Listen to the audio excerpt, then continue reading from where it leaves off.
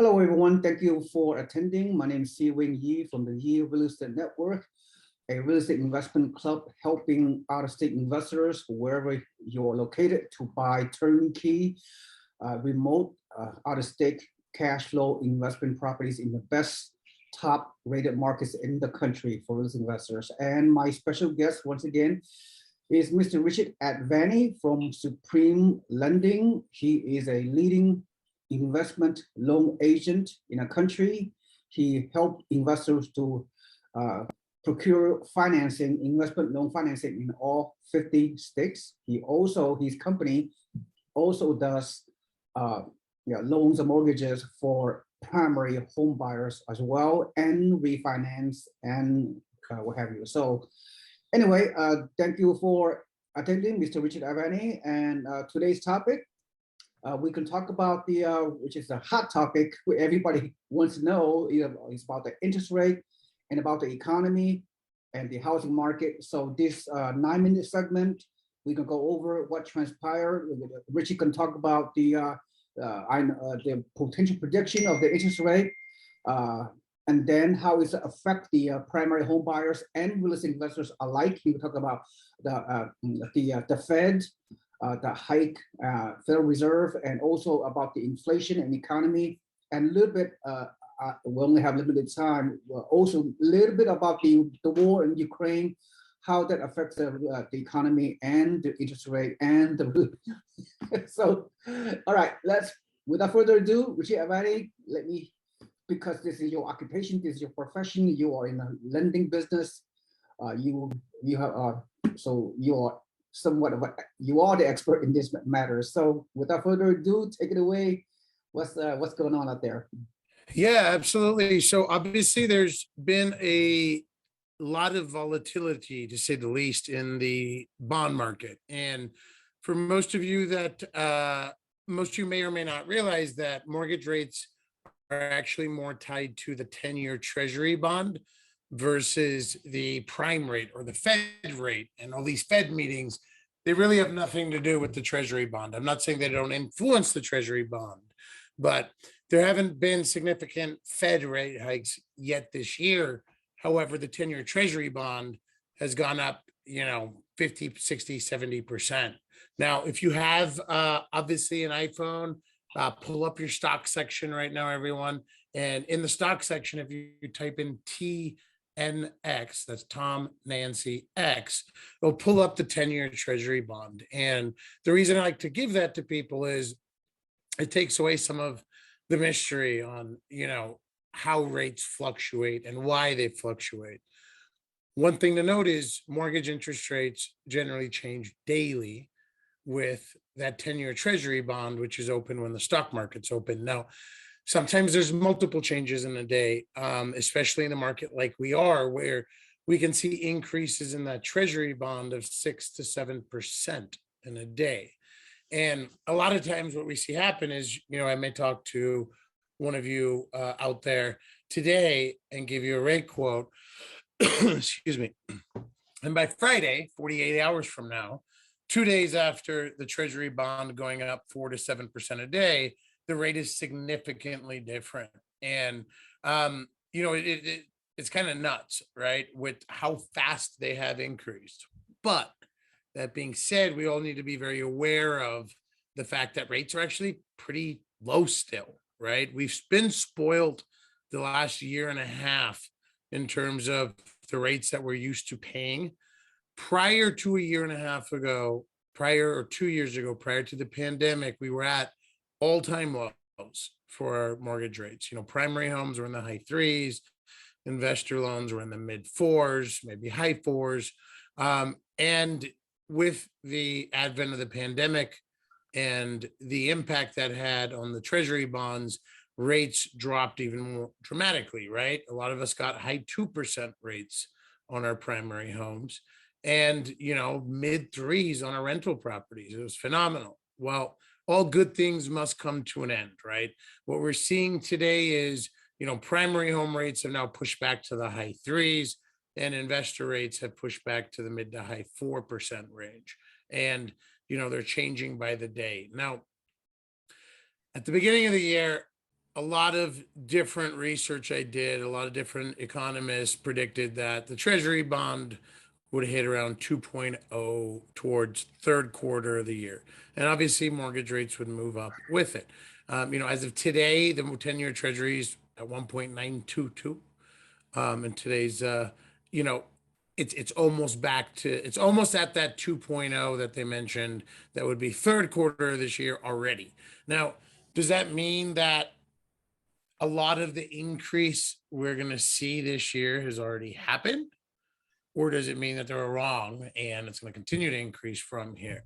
That's up for debate. Obviously, I'm not an economist. My opinion is that much of the sharp increase that we're going to see this year has already come. And from now through the end of the year, rates still will go up. But, they've gone up 1% in the last 2 months. I don't think they're going to go up another 1% in the next 5 to 7 months.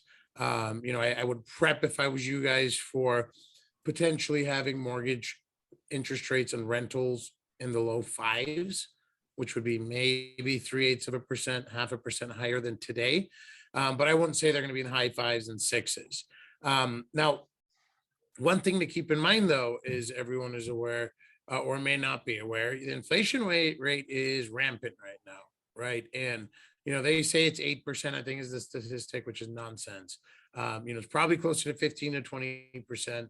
And in the coming years, inflation is going to be higher than normal. I think statistically, we were at the last 30 years at a 2% inflation rate. So even if you're taking these mortgages at high fours, low fives, they're still such a good hedge against inflation because inflation is so high. I mean, you guys got to think, if you had 100 grand sitting in your bank account in the last 12 months, just in a checking account or savings account, with where inflation is, you lost 10 to 15 grand. If you had $1 million in your account, you lost $150,000. So although rates may seem a little higher than what we're used to, one of the beautiful things about rental real estate is that it's such a good hedge against inflation. And if you take these mortgages even at 4 to 5%, and inflation is double that or triple that, you're still net positive than not doing anything. The interest rates have had a pretty big impact, I think, on primary home buyers. Moving into the second part of it, primary home buyers, a lot of times, especially in this really appreciated market, are barely able to, for lending purposes, qualify for what they want to qualify for, right? And when you have a 0.5% to 1% increase in rate on a primary home in the $500-800 million range, that makes a significant difference to the monthly payment and a significant difference to what those people will qualify for, right? So I'm having to call people who are buying $1 million house in California, we pre-approved 2 months ago, to call them and say, hey, you know what, based on current rates, you're only going to qualify for $850 now. And they're like, well, what do you mean? I could barely find anything at $1 million. Everything's multiple offer. So what are those people doing? Unfortunately, they're exiting the market, right? They're like, well, we couldn't find anything at $1 million. You showed me the premium loaded model Toyota Camry. Now you're taking me back to a base model. I don't want it. So we are seeing people exit the primary home market, which is leaving a little more opportunity for us as investors. However, as investors, of course, with these increases in interest rates, our cash flows, which were already getting a little tight just because property values have gone up, are getting tight as well, and even tighter. Now, does that mean that we sit on the sidelines and not invest? And I get asked that question every day: are you still investing? Are you still buying? Yes, I absolutely am still investing and am still buying. One thing you guys got to keep in mind statistically, and you can look this up, rent inflation takes 1 year to 2 years to catch up to price inflation, prices going up. Because think about it, most leases are 1 year, 2 year leases, right? So the rent increase isn't going to hit a market when property values go up 30% for 1 year to 2 years later. So, I am long-term in real estate. A lot of us are, and I look at the broad level wealth building aspect of real estate. Obviously you have return on amortization because you're paying your balance down, you have the tax benefits, and you have the long-term growth aspect, and rents will catch up with where inflation is. So yeah, I think that's a pretty good summary of the rate market. My advice is, as always, don't wait on the sidelines. The right time is now. There's a strategy to deploying $1 million, right? You don't buy all your properties in the same month. You know, you stagger it out a little, take advantage of, if there is a dip, then you dollar cost average. But yeah, thank you guys for your time. Hopefully you found that valuable. Yep, absolutely, Richard. Yeah, you had a very nice summary, very nice recap. So my takeaway from hearing from you is that from there are two perspectives per this topic. One is the primary home buyers. Yes, the increase in interest rate will create affordability problems for primary home buyers because most of the primary home buyers are buying $500K, $1 million loans. So a slight increase can affect their qualification. But investors, real estate investors, mom and pop real estate investors that you and I work with quite often, you know, the purchase price of a rental property is only like from $50,000 to $350,000 on single family homes. So interest rate, a mortgage rate of 4.5% on an investment loan rate should not be a red flag, should not prevent a real estate investors from buying cash flow properties, buying cash flow properties in certain markets, especially in South and Southeast, is all about the rent to value ratio, and it still makes sense. So very good recap. Thank you so much for talking about this very good high level interest rate environment and the economy, and how the real estate market are impacted by it. Thank you so much.